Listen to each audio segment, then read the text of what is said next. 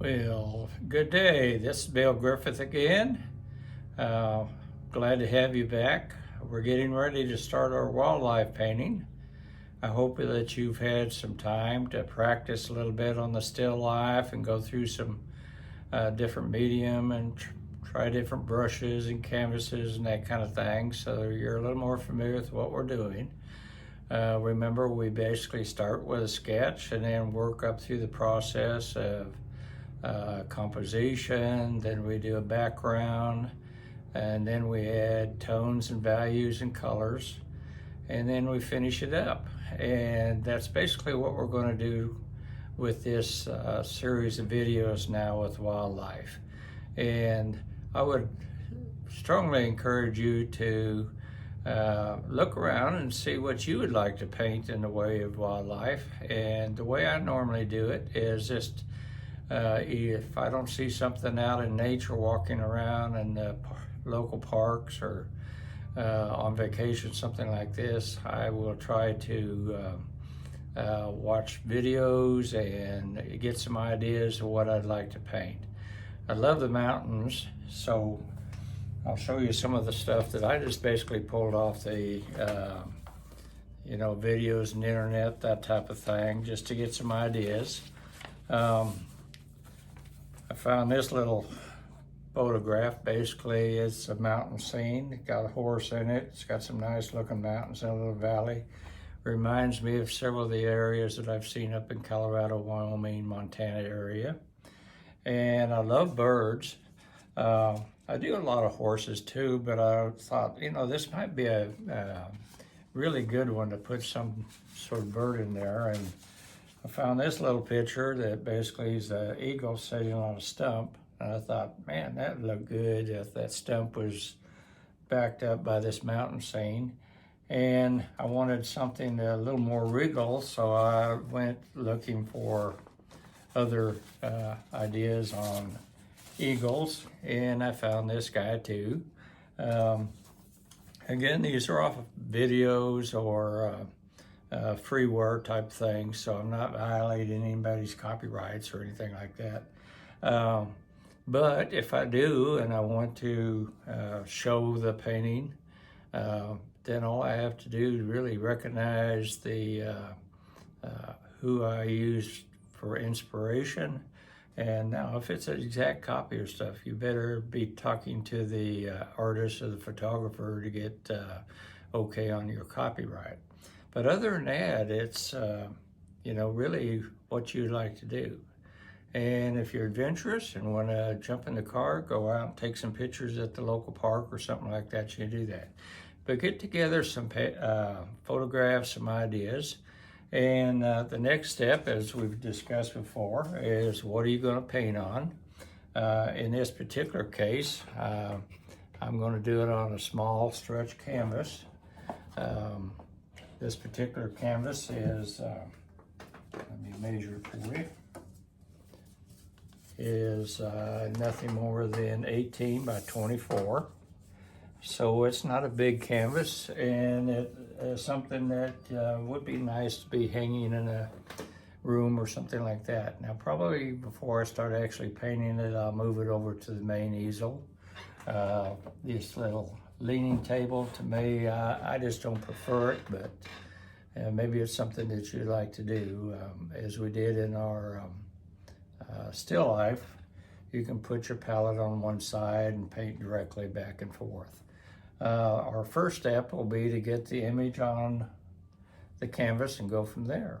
I started one recently that's another wildlife. I'll turn it around and kind of show you.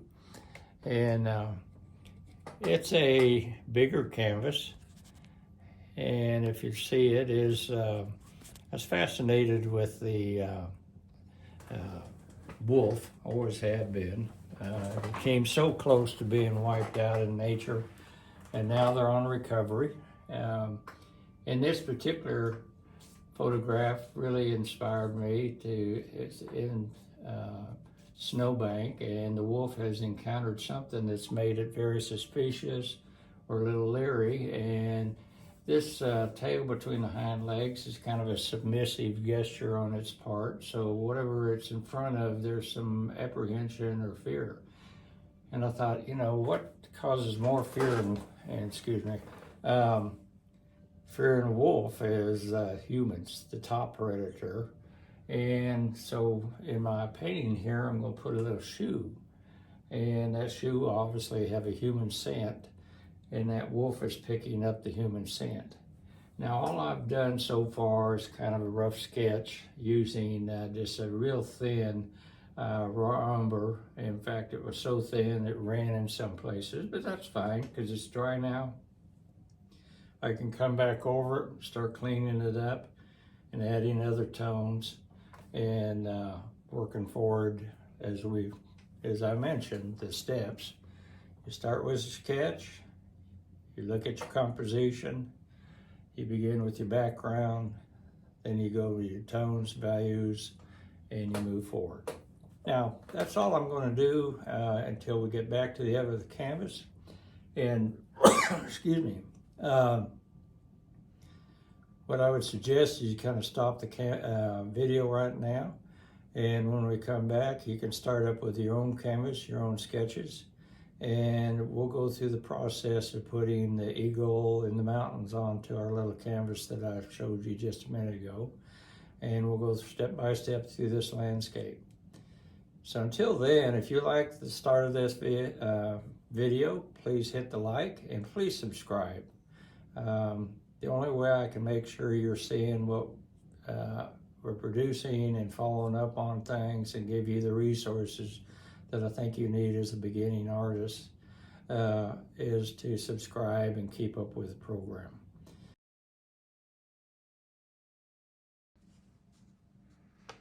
Okay, as we come back to the canvas on our wildlife here, remember the first step is to sketch and kind of look at your composition. And using the photograph that I showed you last time, these are the mountains.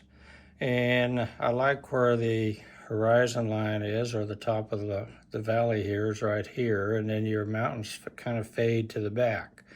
So I'm going to start by just creating me a line kind of straight across here, and right now I'm just sketching.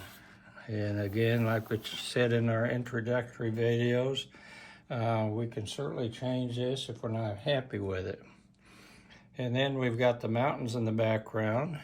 As you can see, I've got kind of a mountain up close right in this area. And I've got some bigger mountains over here. And it kind of drops into a valley. Very interesting little glacier formation sitting right in here. And you've got some uneven ground sitting in here. And then in the background, looks like we've got a couple of major peaks sitting in here. And a bigger peak sitting further back in this area here. So basically all I've done is kind of lay out, okay, where is my mountains going to be? The next thing I need to think about is where am I going to put my eagle and my tree stump? Well, what you want to do is try to think in your composition, how do you get your eyes focused on what you want everybody to be looking at? And what I immediately see is the slope of this and the slope of this is kind of pointing down in this direction. Now, I'm not worried about these arrows I'm drawing in there. That's for your use because I'm going to paint over those anyhow. But these are sloping down and they're pointing right here. But I don't want to obscure that glacier right in there unless, hey, it's more important to me what I put in this area. And in this particular case, what I want to make sure that I concentrate on, because this is a wildlife, is my eagle. And the first thing I want to do is I know I'm going to have this big stump sitting in here that eagle's going to be sitting on. Okay, and I don't want to lead eyes off this direction, so I'm going to make that kind of fade into the ground. And it does have a root that's kind of sticking up here. It actually helps a little bit, but I'm going to put a curve in it and to make the eyes come back again. So as you can see, here, here, here, plus we're in the lower right-hand quadrant. So that's a good place to be as far as composition-wise. Now the next thing we need to look at is the eagle and how big do I want this eagle. Now looking at the picture again, I like that way he's looking down, okay, in the back of the slope, and I can just put him on that stump right here, but I want him to be looking down, and again, this kind of helps me. So I'm going to put him, try to figure out just how big he's going to be. So I'm thinking the body of this eagle is going to be right in there, and yes, it's going to take up that most of that mountain, but I'm not going to worry about it. And this stump is going to have to just be a little stronger and basically a small stump. Notice how I'm really just creating the whole picture in my head. And so here's my eagle coming down through here.